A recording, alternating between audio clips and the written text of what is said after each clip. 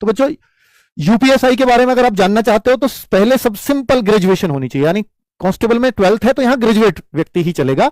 21 साल minimum age होनी चाहिए, 28 साल मैक्सिमम एज। इस बार 3 साल की छूट दी थी, वो अलग बात है। तो यहां 5 साल छूट मिल जाती है ओबीसी एससी एसटी को, यानी 33 साल तक के लोग इसमें फॉर्म भर सकते हैं।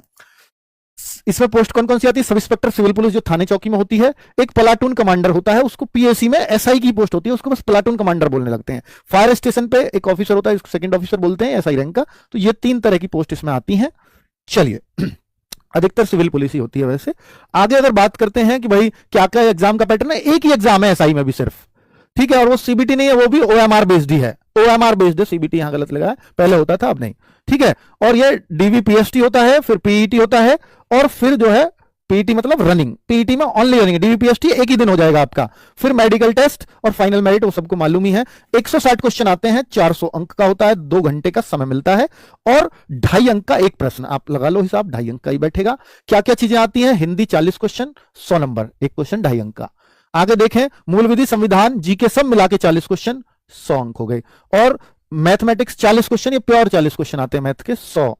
और रीजनिंग 40 क्वेश्चन, 100। तो इस तरह से 400 नंबर का पेपर हो जाता है, 160 क्वेश्चंस हो जाते हैं। और यहां हर सब्जेक्ट में 35% लाने होते हैं, नेगेटिव मार्किंग यहां भी नहीं होती।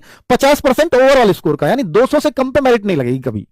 पेपर बहुत हार्ड आ गया तो कभी कट ऑफ 190 नहीं लेके जाएंगे। ये कहने का मतलब ये है कि ओवरऑल 50% तो सब में चाहिए, तो वो तो भाई उसका 200 पे वैसे भी कहां कट ऑफ जाती है, ठीक है। तो 35% मतलब हर सब्जेक्ट में चाहिए, यानी हर सब्जेक्ट में आपको 14 क्वेश्चन, 35% 14 क्वेश्चन बैठते हैं। हिंदी में 14 क्वेश्चन मिनिमम सही होने चाहिए। कोई सब्जेक्ट आपका वीक है और 14 क्वेश्चन सही नहीं है, तो आपके कितने भी मार्क्स है, मेरिट से कितने भी ऊपर हो, तो आप फेल हो जाओगे।